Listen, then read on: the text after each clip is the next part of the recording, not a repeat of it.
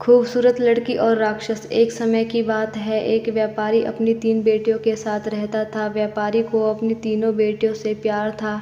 एक दिन उसे किसी काम से दूर देश जाना था। जाने से पहले व्यापारी ने अपनी तीनों बेटियों को अपने पास बुलाया और पूछा, मेरी प्यारी बच्चियों, कहो मैं परदेश से तुम तीनों के लिए क्या लाऊं।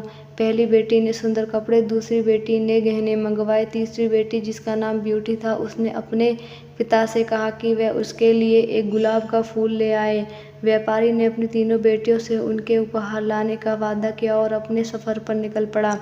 अपना काम खत्म करके व्यापारी जब अपने घर की ओर चला तो वहाँ तूफान में फंस गया और रास्ते में भटक गया। बहुत कोशिश के बाद भी वह अपने घर का रास्ता न ढूंढ सका। तब तक तो अंधेरा भी हो चुका था। तभी अचानक उसकी नज़र एक रोशनी पर पड़ी जो दूर से एक महल से आ रही थी। व्यापारी ने सोचा शायद महल में उसे रात बिताने की जगह मिल जाए, इसलिए वह उस तरफ चल पड़ा। जब व्यापारी महल में पहुंचा तो महल में कोई भी नहीं था। उसने हर तरफ देखा लेकिन उसे महल में कोई नहीं मिला।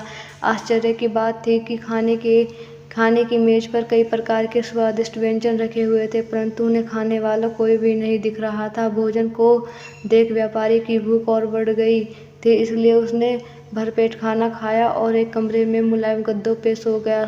सुबह व्यापारी ने जब महल के बगीचे में सुंदर गुलाब खिले देखे तो उसे ब्यूटी से किया हुआ वादा याद आ गया। उसने एक फूल तोड़ा और घर की ओर जाने लगा। तभी वहाँ एक भयानक जीव प्रकट हुआ और बोला, मैंने तुम्हें अपना भोजन खाने दिया, अपने मुलायम गद्दों पर सोने दिया और तुम मेरे ही बगीचे से गुलाब तोड़ रहे हो। तुम्हें इसकी सजा भुगतनी होगी। व्यापारी बहुत डर गया था। कांपते हुए बोला, मुझे माफ़ कर दो, मुझे माफ़ कर दो, मुझे मत मारो। यह गुलाब मैंने अपने लिए नहीं तोड़ा, अपनी बेटी के लिए तोड़ा था। मैंने अपनी बेटी से वादा किया था कि मैं उसके लिए गुलाब का फूल लाऊंगा। यह सुनते ही राक्षस ने व्यापारी से कहा कि वह एक शर्त पर उसे छोड़ेगा। उसे अपनी बेटी को महल में भेजना होगा। डरा और घबरा हुआ व्यापारी अपनी बेटी को भेजने का वादा कर वहाँ से चला गया। घर पहुंचकर व्यापारी ने अपनी बेटी को सारी बात बताई और ब्यूटी से माफ़ी मांगते हुए कहा, अपनी जान बचाने के लिए मुझे उस समय कुछ समझ नहीं आया और मैं राक्षस से यह वादा कर आया। मुझे माफ़ कर दो ब्यूटी, अपनी स्वार्थी पिताजी को माफ़ कर दो। ब्यूटी ने अपने पिता के गले लगते हुए तसल्ली दी, आप बिल्कुल परेशान ना हो पिताजी, मैं आपका किया हुआ वादा ज़रूर निभाऊंगी। ब्यूटी जब महल पहुंची तो बहुत घबराई हुई थी।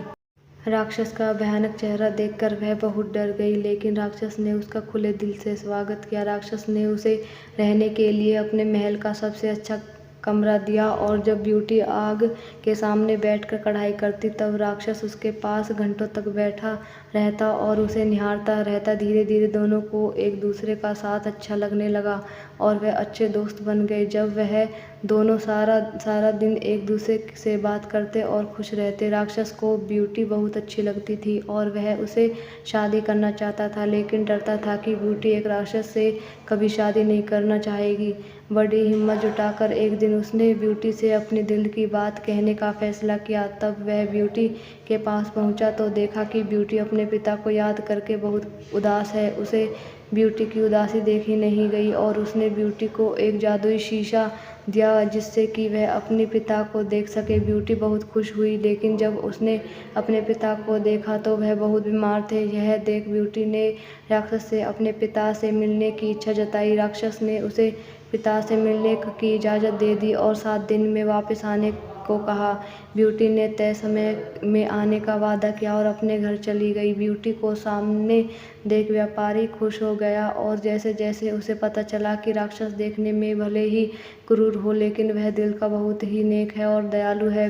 व्यापारी की सेहत और सुधरती गई। परिवार से मिलने की खुशी में 7 दिन कब निकल गए ब्यूटी को पता ही नहीं चला। एक दिन ब्यूटी ने सपना देखा कि राक्षस की हालत बहुत ख़राब है और जल्द ही मरने वाला है। अगले ही दिन वह महल वापस आ गई और उसने पाया कि राक्षस बगीचे में बेसुध पड़ा हुआ था, जैसे वह मर चुका हो। ब्यूटी उसे देखते ही रो पड़ी, तुम मुझे छोड़कर मत जाओ, मैं तुमसे बहुत प्यार करती हूँ और तुमसे शादी करना चाहती हूँ। मैं अपनी सारी ज़िंदगी तुम्हारे साथ बिताना चाहती हूँ। जैसे ही ब्यूटी ने ये शब्द कहे, एक रोशनी ने राक्षस को ढक लिया और जब रोशनी गायब हुई तो भयानक और क्रूर दिखने वाला राक्षस एक खूबसूरत राजकुमार में बदल चुका था। राजकुमार ने बताया कि एक दुष्ट जादूगरनी ने उसे एक राक्षस बना दिया था और सच्चे प्यार से ही उस जादू को तोड़ा जा सकता था। बहुत समय से राजकुमार उस लड़की को ढूंढ रहा था जो उससे उस रूप में प्यार करे जिससे सब डरते थे, जो उसकी सूरत से नहीं बल्कि उसके गुणों को चाहे। आखिरकार राजकुमार को उसका सच्चा प्यार मिल गया और वह बहुत खुश था। जल्द ही ब्यूटी और राजकुमार की शादी हो गई और वह अपनी गुलाबों सी खूबसूरत ज़िंदगी में हंसी खुशी रहने लगे। शिक्षा: इस कहानी से हमें यह शिक्षा मिलती है कि हमें किसी की सूरत को देखकर उसकी सीरत का अंदाज़ा नहीं लगाना चाहिए। इंसान का बाहरी रूप सिर्फ दिखावा है, उसका साफ दिल, उसके गुण देखकर इंसान से प्यार किया जा सकता है। यह कहानी आपको कैसी लगी प्लीज़ कमेंट बॉक्स में ज़रूर बताएं।